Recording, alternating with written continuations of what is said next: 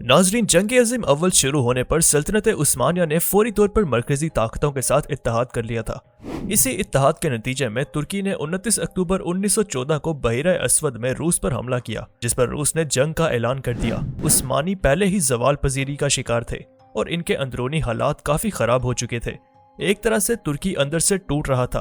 अंदरूनी साजिशों और बैरूनी ताकतों से निमटते हुए भी तुर्की ने जंग अज़ीम अव्वल में शामिल होने का फैसला किया था और इनका ये फैसला सल्तनत उस्मानिया के जवाल के ताबूत में आखिरी कील ठोंक गया था और यूं मुसलमानों की एक और अजीम सल्तनत उस्मानिया भी जवाल का शिकार हो गई थी। उस वक्त बहुत से माहदे भी किए गए थे जिनके असरात आज तक तुर्किया को भुगतने पड़ रहे हैं। शिकस्त खोरदा ताकतों और इनके इत्तेहादी मुखालफिन के माबैन तय पाए जाने वाले माहदों में से एक अमन के माहदे पर उस्मानिया ने 10 अक्टूबर 1920 को दस्तखत कर दिए।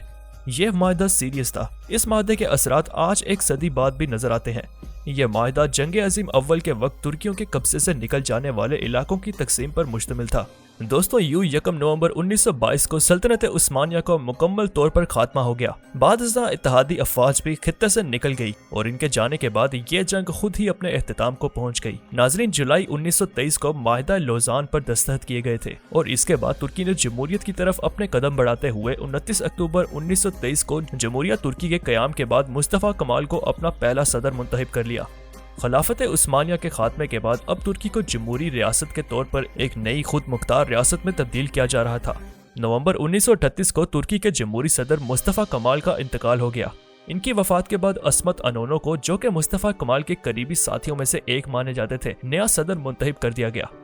इनके सदर बनने के बाद हालात इस वक्त गंभीर होना शुरू हुए जब अस्मत अनोनो एक ट्रीटी के हवाले से बातचीत का आगाज करना चाहा तो इन्हें दो बड़ी पावर्स ब्रिटेन और फ्रांस की तरफ से दबाव का सामना करना पड़ा। इसके बाद तुर्की ने 1939 में फ्रांस और बरतानिया के साथ म्यूचुअल एड पैक्ट पर साइन कर दिए। नाजरीन, जंग अज़ीम दोम, जो कि मुस्तफ़ा कमाल के इंतकाल के 1 साल बाद ही शुरू हो गई थी, इसमें तुर्की बाकायदा तौर पर तो इस जंग में शामिल नहीं हुआ था, बल्कि इसने न्यूट्रल रहने को तरजीह दी थी। मगर इसके बावजूद तुर्की और जर्मनी के माबैन एक दोस्ती का माहदा जरूर तय पाया गया था। दरअसल जर्मनी चाहता था कि तुर्की इसे अपनी फौजें इराक की तरफ ले जाने के लिए जमीनी रास्ता फराहम करे। चूँकि इराक इस वक्त बरतानिया के कंट्रोल के खिलाफ बगावत की जंग में मशगूल था, इसलिए इराकी वजीर आजम राशिद अली ने जर्मनी से बरतानिया के खिलाफ मदद की दरख्वास्त की थी।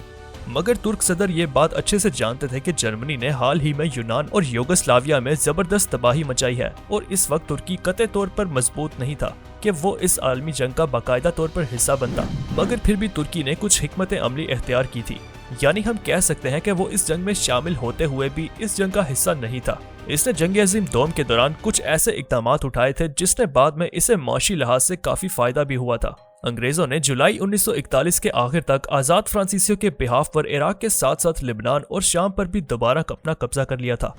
इससे 1 महीना पहले जून में तुर्की के सदर अस्मत अनोनो ने जर्मनी के साथ नॉन अग्रेसिव अग्रीमेंट करके एक हिफाजती सफारती जाल बनाने का फैसला किया था। तुर्की ने 18 जून को जर्मनी के साथ दोस्ती का माहिदा कर लिया और जर्मनी को इनके रूसी मुखालिफिन की तरफ कर दिया। तुर्की, जिसे 1939 में पोलैंड पर हुए हमले के बाद से खुद पर भी हमले का खतरा था, जर्मनी से दोस्ती का मुआहिदा करके तुर्की ने एक तरह से खुद को भी जर्मनी की तरफ से किसी भी मुमकिना हमले से महफूज कर लिया था। इसी दौरान तुर्की के कुछ कौम परस्त रसालों ने अपने रसालों के जरिए सोवियत यूनियन के खिलाफ ऐलान जंग की तरगीब देना शुरू कर दी थी। तुर्क कौम भी इस बात पर अपना मौकफ जाहिर करने लगी। इन लोगों ने मुमकिना जंग में बाकू, जो के दौरे हाजिर में आज़रबाईजान का दारुल हुकूमत है, इस वक्त वो सोवियत यूनियन का एक अहम हिस्सा हुआ करता था, इस पर हमला करने और इससे हदफ बनाने की मंसूबाबंदी भी शुरू कर दी। मगर दर हकीकत इन पर अमल करने का तुर्क हुकूमत का कोई इरादा नहीं था, क्योंकि जंग अज़ीम अव्वल के बाद तुर्की दफाई लिहाज से भी बेहद कमजोर हो चुका था और ऐसी सूरत हाल में किसी नई जंग में पड़ना तुर्की के लिए आबैल मुझे मार जैसी सूरत हाल पैदा कर सकता था। नाजरीन, तुर्की, जिसने हर मुमकिन हद तक गैर जानिबदार रहने का फैसला किया था, इसने जर्मनी को ओदियात वगैरह की सप्लाई करना शुरू कर दी थी। इस सप्लाई में बड़ी तादाद में क्रोमियम भी शामिल थी। ये सप्लाई अप्रैल 1944 तक जारी रही थी। बादशाह आसपास की ताकतें जब जंग हारने लगी तो इन्होंने तुर्की को इस बात पर आमादा करना शुरू कर दिया कि वो इन तमाम ममालिक से अपने ताल्लुकात मुनक़ता कर दें और साथ ही वो सफारती ताल्लुकात भी जो तुर्की और जर्मनी के बीच दोस्ती के माहदे के वक्त कायम किए गए थे। फरवरी 1945 को तुर्की ने अक़वाम मुत्तहिदा के एक इफ्तिताही जलसे में शिरकत की। इसके 1 माह बाद जर्मनी और जापान के खिलाफ ऐलान जंग किया गया और इस ऐलान जंग और तुर्की की इसमें शमूलियत ने इस बात की निशानदही कर दी कि जंग अज़ीम दोम में अब तुर्की की गैर जानबदारी तकरीबन खत्म होकर रह गई है मगर अगर दूसरे रुख से देखा जाए तो जंग अजीम दोम की शुरुआत से पहले कोई भी तुर्क फौजी जंग में शामिल नहीं हुआ था। तुर्क फौज तकरीबन 1,74,000 सिपाहियों और 20,000 अफसरों पर मुश्तमिल थी, जिसमें 11 army core, 23 division, 7 frontier command, 3 cavalry brigade और 1 बख्तरबंद ब्रिगेड शामिल थी। तुर्क फिजाइया के पास इस वक्त तकरीबन 8,000 जवान, 450 पायलट और 370 तैयारे मौजूद थे। और अगर समंदरी लिहाज से देखा जाए तो तुर्क बहरिया के पास सिर्फ 4,000 जवान, 800 अफसरान, 5 या 6 आबदोजें, 4 destroyer, 4 माइनलैंड्स, 3 mine sweeper, 3 motor torpedo boats, 2 gun boats, 2 light cruiser, 1 जंग क्रूजर और 1 नाकस सर्वे करने वाला जहाज था। तुर्क फौज का ज्यादातर साजो सामान पुराना हो चुका था और ये बात वाज़ेह थी कि तुर्की दफाई लिहाज से नहायत कमजोर हो चुका था। बात करें अगर पहली जंग अजीम की तो बरतानवी दफातर खारजा के मुताबिक तुर्क फौज के पास राइफल्स की बेहद कमी थी।